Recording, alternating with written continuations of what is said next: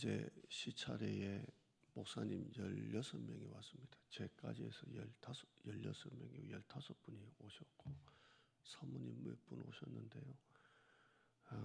교회가 기도하고 목회하시는 목사님들이 한 분이라도 오셔서 교회 기도하고 그게 참 귀한 거예요. 저는 그런 신방이나 그런 방문하는 걸 굉장히 귀하게 생각하고요. 그 예배 중에도 우리 교회를 위해서 기도 많이 하고 통성 기도 제목 3개 중에 이제 그 교회 이렇게 장소를 제공하는 교회를 위해서 3가지 제목 중에 하나를 놓고 교회를 기도를 하는데 참 은혜가 있더라고요. 있고 그 목사님들 중에도 특별히 좀 기도 은사가 있는 목사님이 계시는데 우리가 3년 전에도 시차례 했거든요. 시차례 했는데 그때 교회가 이전하고 이제 했는데 그때보다 교회가 훨씬 더 이렇게 안정감이 있고 따뜻하고 교회가 이제 자리를 다 잡으셨다고 그러면서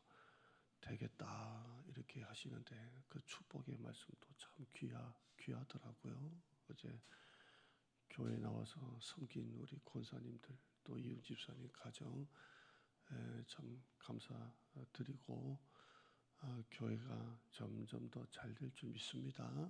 예, 기도하고 설교 듣죠. 하나님 감사합니다. 교회에 하나님의 은혜가 하늘에서 정말 이슬과 같이 그렇게 내려오고 우리 교회가 사람을 살리는 교회로 이 지역에 점점 소문나게 하시고 한 사람의 기쁨이 이 지역에 다 흘러가는 교회가 되게 하여 주시옵소서. 기존에 우리 내려온 성도와 여기에서 온 새 가족이 잘 하나가 되어서 교회를 아름답게 세워나가게 하여 주시고 교회 안에 하나님 생명수가 제단에서 흘러나가는 교회로 하나님 축복해 주시옵소서. 오늘도 새벽에 주님 제단에 나와 기도하는 성도에게 은혜 주시고 다니엘로 예배드리는 성도에게 은혜 주시고 새벽 기도할 수 있도록 건강 주시고 무릎에 힘 주시고 믿음 주셔서 평생 이 새벽 제단 쌓고 예배 제단 쌓은 우리 성도가 되게 하여 주시옵소서. 감사드립니다. 예수님의 이름으로 기도드리옵나이다. 아멘. 32절 뒤에 보시면 복이 있느니라 이렇게 말합니다. 복이 있느니라. 어떤 사람이 복이 있다고 되어 있냐면 32절 앞에 보시면 아들들아 이제 내게 들으라. 내 도를 지키는 자가 복이 있다.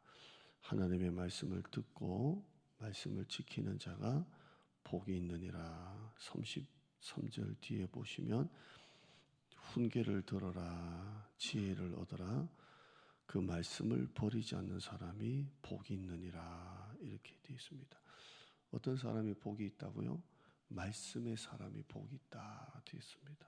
한번 따라할까요? 말씀의 사람, 그 사람이 복이 있다 되어 있고요. 시편 1편 1절에 보면 복 있는 사람은 악인의 길을 따르지 않고 죄인의 길에 서지 않고 오만한 자리에 앉지 아니하고 2절에 보면 복 있는 사람은 오직 여호와의 율법을 즐거워하고 그 율법을 주야로 묵상하는 사람이 복 있는 사람이다 이렇게 되어 있어요. 얼마나 율법을 즐거워하는지 주야로 묵상할 정도로 율법이 좋대요. 그런 사람이 복이 있답니다. 그러니까 말씀이 있는 사람이 복이 있는 거예요. 어떤 사람이 복이 있다고요? 말씀이 있는 사람이 복이 있어요. 그래서 그 말씀을 주야로 묵상하고 안에 말씀이 가득 담겨져 있는 사람이 복이 있는 거예요. 시편 1편 4절 그 뒤에 보면 시냇가 신기한 나무가 나오면서 4절에 보면 악인은 그렇지 아니하며 이렇게 돼 있어요. 그러니까 말씀대로 사는 모습을 통해 의인과 악인이 나뉘어져요. 말씀대로 사는 모습을 통해 의인과 악인이 나뉘어지고 어리석은 삶과 지혜로운 삶이 나누어집니다. 여러분 또 살다 보면 완벽한 나쁜 악인도 없고요. 완벽한 선한 사람도 없어요. 사람이 그래요. 완벽하게 악인도 없고 완벽하게 선인도 없어요. 목회자가 하나님 말씀 앞에 늘 회개하고 기도하니까 선하게 살려고 하지, 목사도 완벽한 선인이 아니고요. 또 뭐 나쁜 짓을 지어주려고 하는 사람도 안에 깊이 들어가 보면 또 무슨 부모가 버렸고 어린 시절 불우했고 완벽한 악인도 없어요. 근데 순간순간마다 말씀으로 자기를 닦지 않으면 순식간에 선한 사람도 악한 사람이 되고요. 순간순간 말씀으로 자기를 돌아보지 않으면 지혜로운 사람도 순식간에 어리석은 사람이 돼요. 그게 순식간이에요. 여러분 또 교회 안에 보면 어제 그렇게 신앙생활 잘하고 그렇게 믿던 사람이 시험에 들어서 한순간에 넘어지는 거 보잖아요. 그러니까 어느 때는 악인에게도 선한 모습이 나올 수도 있고요. 어느 때는 선한 사람에게도 악인의 모습이 나올 때가 있어요. 그 차이가 뭐냐면 말씀으로 항상 자기를 닦지 않으면 그렇게 되는 거예요. 그러니까 끊임없이 말씀으로 여러분의 마음을 닦는 여러분 되길 바랍니다. 그러지 않으면 순식간에 나도 선한 모습에서 악한 모습이 되고 악한 모습에서 선한 모습으로 이렇게 말씀이 되는 겁니다. 고난이 없는 삶이 복입니까? 아니에요. 그런 삶은 없어요. 살다 보면 고난이 다 와요. 지금 우리 교회가 참 분위기가 좋잖아요. 또 사단은 가만히 있질 않아요. 사단은 언제나 교회가 잘 되고 이렇게 부흥하는 꼴을 못 보는 게 사단이에요. 그러니까 목회는 항상 해보면 시소해요. 이쪽이 올라가면 또 이쪽이 내려가고요. 이쪽 맞춰놓으면 또 이쪽이 내려가고요. 이쪽 분이 은혜 받으면 이쪽에서는 또 시험 든 사람 나오고요. 그러니까 항상 교회가 이 말씀으로 계속 닦지 않으면요, 이게 항상 악인이 말씀으로 변화받으면 의인이 되고 의인이 닦아놓으면 선한 사람도 악인이 되고 항상 그래요. 고난이 없는 삶이 복이 아니고 고난이 왔을 때 고난의 때를 말씀을 가까이 하는 기회로 삼는 사람이 복 있는 사람이에요. 그러니까 여러분 삶에 고난이 왔잖아요. 고난이 왔을 때 이건 하나님 앞에 엎드리라고 하는구나 라고 생각하고 고난의 기회를 말씀을 가까이 하는 기회로 삼는 사람이 복 있는 사람이에요. 그러면 그 고난이 지나가면 뒤에는 복이 기다리고 있어요. 여러분 지금 사업이 좀 어렵고 장사가 좀 어려울 때 조바심이 나서 더 막 열심히 뛸 수 있거든요. 뛰어야 되잖아요. 막 잘 안 되니까. 그럴 때 여러분 더 말씀 묵상하는데 시간을 내셔야 돼요. 왜냐하면 그 조바심 때문에 열심히 뛰다가 여러분의 삶의 기준을 놓칠 수가 있어요. 그러니까 그럴 때일수록 말씀의 기준을 삼고 여러분이 그 조바심 나서 뛰다가 딴 길로 가지 않도록 바른 길로 가도록 말씀이 여러분의 삶의 기준이 되어야 돼요. 또 한번 따라할까요? 사람의 말보다 하나님의 말씀을 들어야 한다.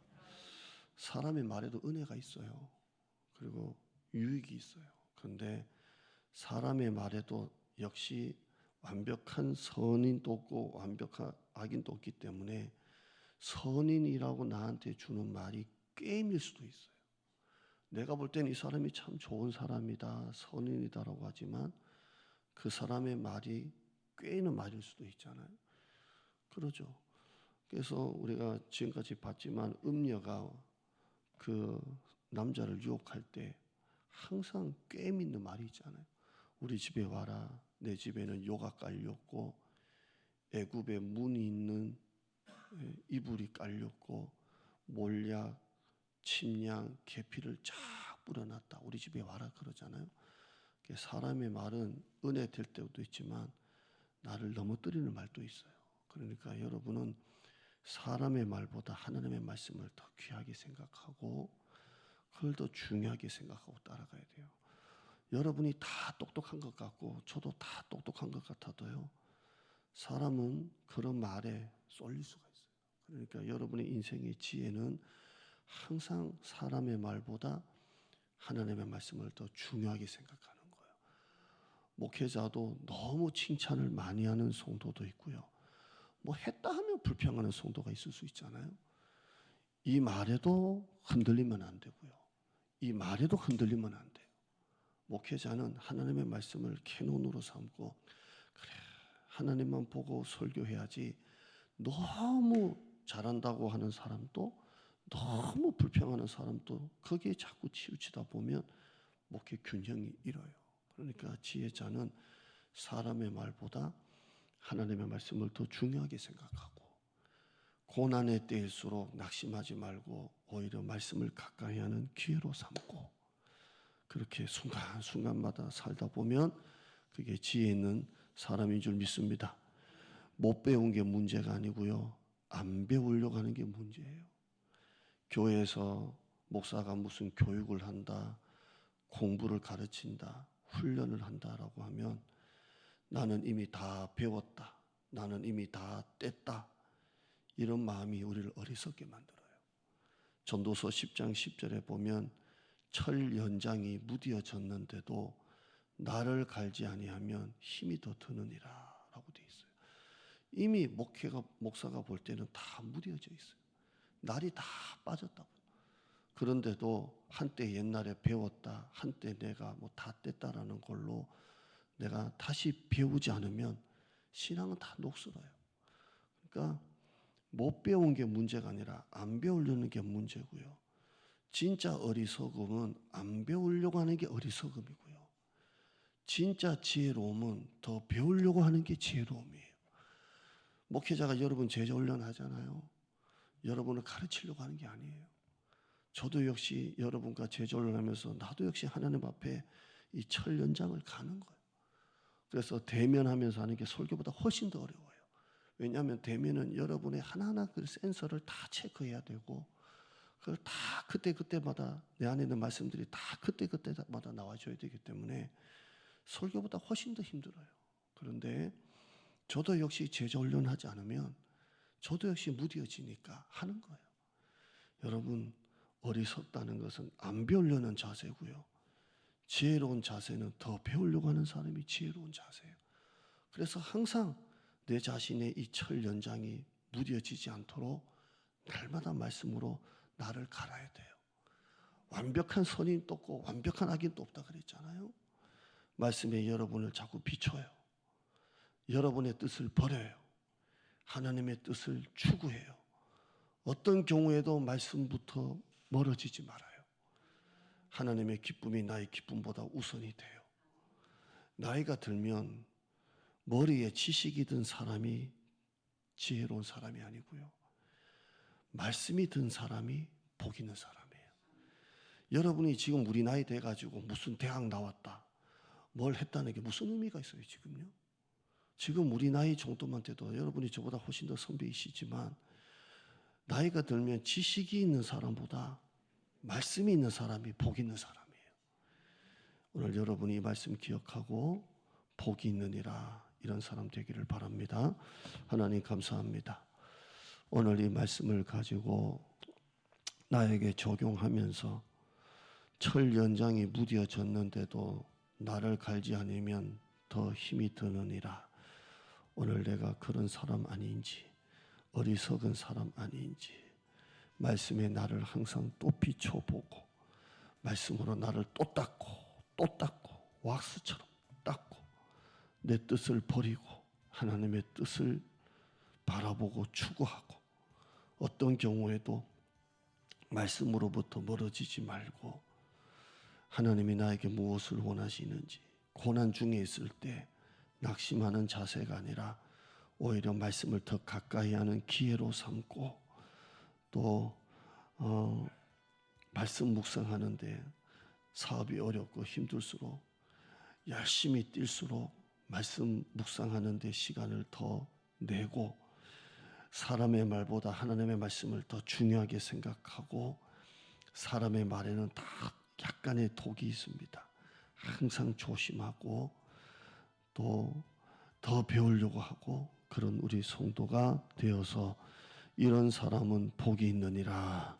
우리 성도가 다 말씀이 있는 사람, 복 있는 사람, 배를 똑 누르기만 해도 어디 몸에 있는 끝 하나만 딱 눌러도 말씀이 탁 나오는 그런 사람, 흘러 넘치는 사람, 말씀이 가득한 사람, 눈에 총명이 있고 귀가 열려 있는 그런 사람이 되게 하여 주시옵소서.